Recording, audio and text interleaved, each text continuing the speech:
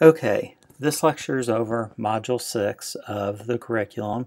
Its title is EtherChannel. First thing, as always, why should I take this module?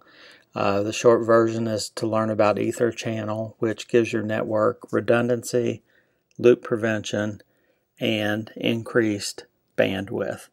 So what specifically will we talk about in this module? We'll talk about kind of what is EtherChannel. We'll talk about how to configure switches to do EtherChannel, and then we'll talk about things that could go wrong and how to verify that EtherChannel is working correctly, or if it is not, how to troubleshoot it. So what EtherChannel is, like I said, it does several things, but it is link aggregation. And basically what link aggregation means is taking two or more physical Ethernet connections linked together to function as one logical link.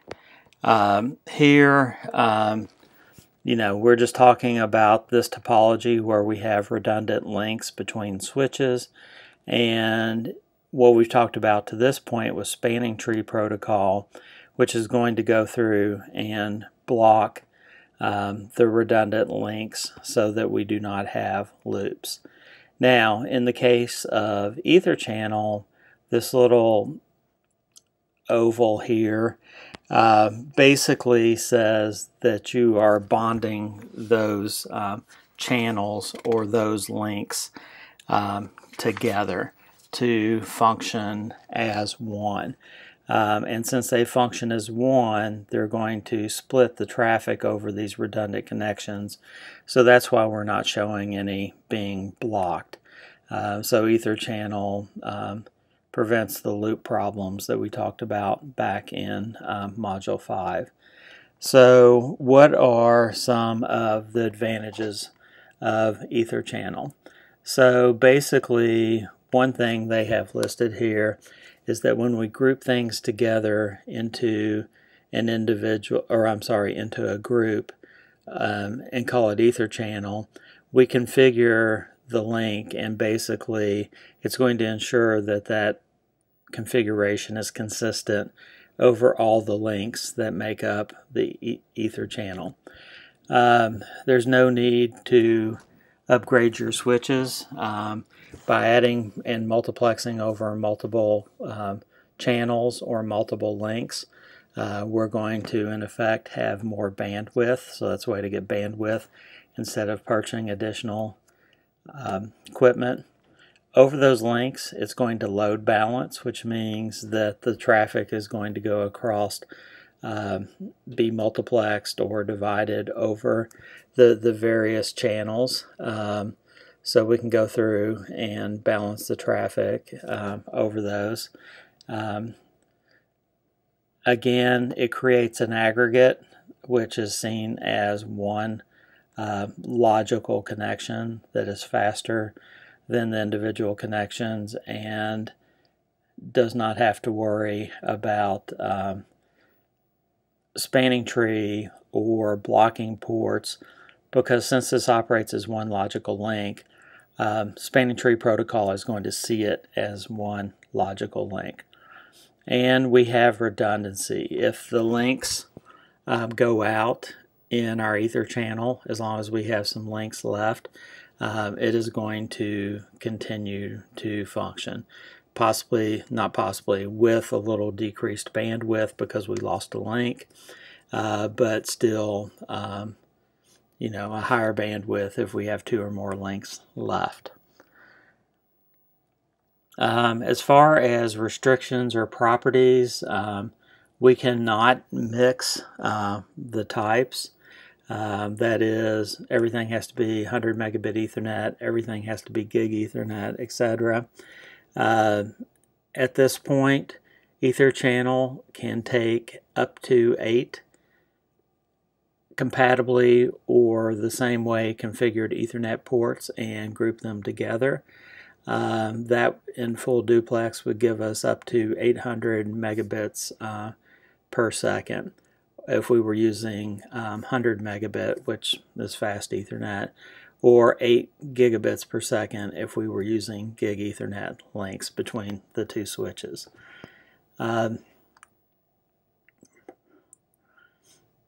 Here it's saying that some of the newer iOSs may support more ports in your logical new EtherChannel link. The other thing we're talking about, the speed has to be the same. The configuration has to be the same, which means they either both have to be full duplex, or they both all need to be half duplex, and the VLANs need to be the same. So what they're showing here is we have a switch, and we have two what they're calling channel group bindings.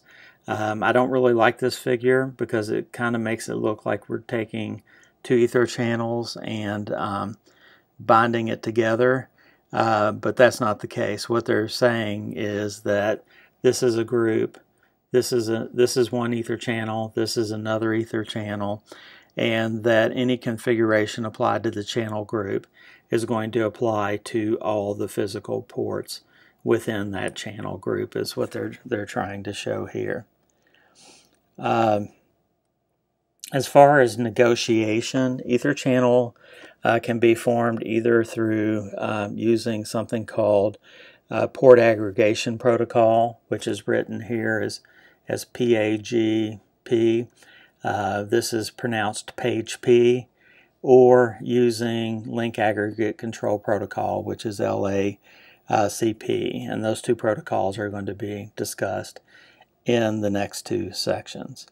And I just wanted to also mention that you can configure EtherChannel, I'd call it either manually or statically, without using either of these two protocols by going in and doing it yourself, or you can have it auto-negotiate for you. So first thing we want to talk about is PAGE-P. Basically what PAGE-P does, if it is enabled, is it will find all the matched Ethernet links and group them together in an ether channel. And what we mean by matched means that these links have to be the same speed, they have to be the same duplex, and they have to be on the same VLAN. So there are several modes down here that we talk about. You can turn it on, which forces it to be on.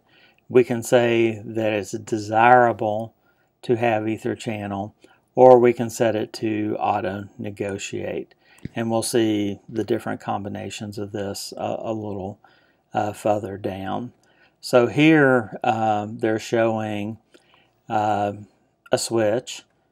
It has two links that are formed into, or may be formed into, an ether channel. Now, as far as the page modes, switch 1 can either be on, desirable, or auto, and switch 2 can have the same possibilities. So what they're going through and saying is that if we have ether channel on, then yes, an ether channel is going to be established. If we have one set to on and the other set to desirable, there will be no negotiation. The reason being is there are packets that are sent out for this negotiation, and we have no channel establishment because auto will not start the negotiation process. So here where we have auto, neither of those are going to start the negotiation. We have it forced on, and then here we have auto or desirable. That's not going to start the negotiation. But every other combination will start the negotiation, and there will be a ether channel created on those switches for all the other settings. Now here with LACP, we have kind of the same thing. We have on, we have active, and we have passive. So down here where it says passive, it says it will respond to LACP packets, but it will not initiate any LACP packets. So that's kind of like the auto that we had up here. It's called passive. So same thing, we have two switches. We have LACP mode settings, and if it is forced on and it's active or passive on switch 2, it will not establish a channel. And down here, when they're both set to passive mode, no ether channel will be established. All other combinations, it will go through and establish or auto-negotiate the best ether channel that it can. So it's very similar to page P table, just a little different terminology. 6110 is a check your understanding over ether channel operation.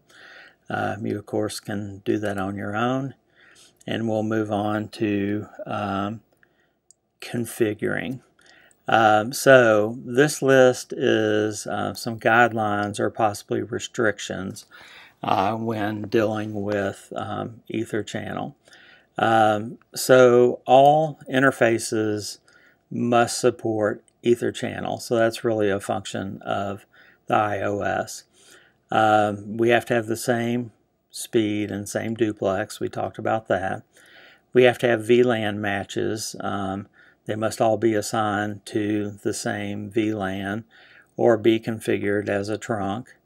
And then we have to have the same VLAN ranges for the ether channel to be established. So down here, they're just showing you that these are the same speed, the same duplex. They both are on VLAN 10, so ether channel will be formed. Down here, they're showing a different configuration. They're both still in VLAN 10. They're both gigabit switches, but for some reason, this one is in half duplex. This one is in full duplex. So since those three characteristics do not match, an ether channel will not be formed.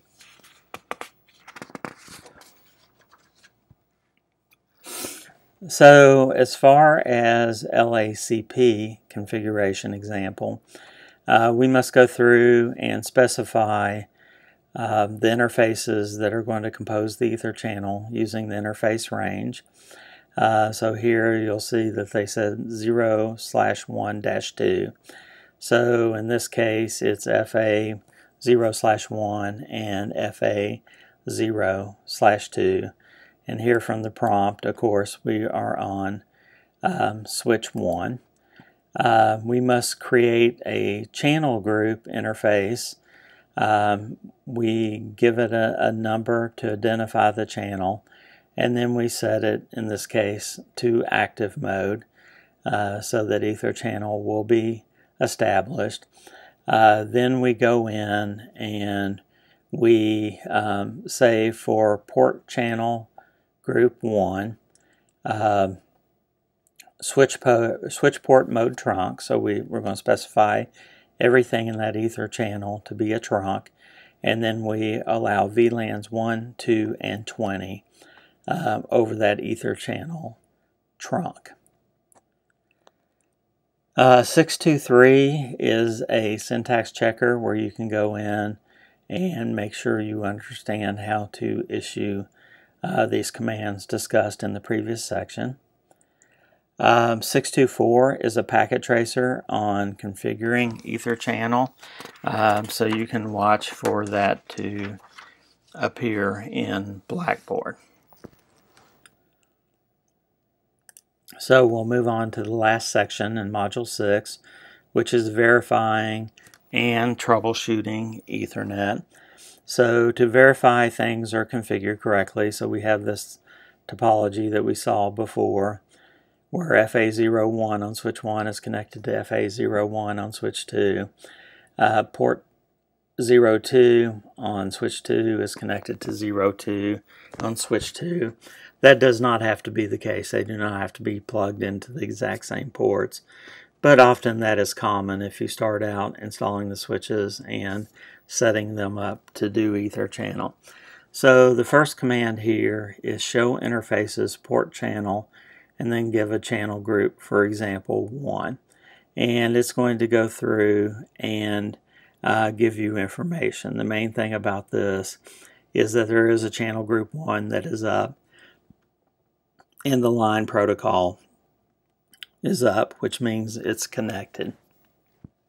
So that's just to make sure we have it configured and that it's connected to the other switch. If we go in and say show Ethernet summary, it's going to go through and show us there's a port group 1. It has port FA0/1 and FA0/2 as we saw in the topology, and the P that is here means that it is bundled into a port group. And if we, of course, if we look over to the left, it's port channel or port group 1. The next command is show show EtherChannel port channel. So it'll go through, and we only have one group configured. So it will say group 1, and it will go through and tell you that it's active. And it will tell you how long it's been since the ports were bundled together. And then finally over here we have show interfaces EtherChannel. So if we specify F0/1, it's going to go through and say that the port state is up and give you a lot of information about the bundling of the port, and that it's going to tell you that how long it's been up, and that it allows VLANs 1, 2, and 20 to pass over this port as a part of the EtherChannel group. Here are some common issues that we might have when we misconfigure or we do not have operating correctly EtherChannel. If we assign ports that are not part of the same VLAN or that are not configured as trunks, we will not form an EtherChannel. If we have trunking configured on some ports, but not all of them, what will happen is you will need to go in and verify the trunking mode on the EtherChannel and configure the trunking mode on individual ports that make up the EtherChannel. The allowed range of VLANs is not the same, so it's not standard, or one's standard and one's extended, for example. And if we try to use PHP or LACP and we do not have compatible configurations on both ends of the EtherChannel, as we saw in the table, we will not have negotiation. So here in 633, they're going through and showing you some of the problems that you might have. So here we're viewing with show EtherChannel summary, a summary of the EtherChannel. And the main thing that we notice first is that we have D's down here. The D from the nomenclature up here means the link is down. So we do not have an EtherChannel established because for some reason all the ports in the EtherChannel are down. So then if we go through and view port channel configuration, here on switch 1 we will see that port channel 1 we have 0, 1, 0, 2. They allow VLANs 1, 2, and 20 on all those, and it is on. And then if we look at switch 2, same thing, same VLANs, mode trunk, which we had here. The channel group is set to desirable. So if we have on and desirable from the table we saw before, the ether channel will be established. Or I'm sorry, on and desirable has no negotiation of ether channel. So because of the on, mode on, that's the problem that we're going to have. If we have a problem, we can go in and correct the misconfiguration. So here we went in and set mode desirable, which will calls the ether channel to be negotiated. And then we would go back and do the show Ethernet summary again, and notice that we have P's here, which means bundled in a port channel, and here we have a U, which means up. So these are in a channel group and they are functioning correctly. The next section is another packet tracer using some of the commands that we just discussed to troubleshoot ether channel. So I will be assigning that, so watch for that to appear in Blackboard. And that moves us on to the module practice and quiz. So it starts with a packet tracer on implementing ether channel. So packet tracer activity 641 I will be assigning. Watch for that to appear in Blackboard. Here is a lab with the exact same name. So this would be what we would do if we were meeting in class and or using physical equipment. I, at this point will not assign this lab because it should be exactly the same as packet tracer. However, sometime in the future I may go back and have you do 642 on the net lab. So I haven't fully decided yet, and you all are just starting to use the net lab. So we'll worry about that later. What did I learn in this module? You can go through and read that and make sure you understand everything that you're supposed to get from this module. And then finally, the module ends with the module quiz on the whole module entitled Ether Channel. So you can do that on your own, and that finishes up Module 6.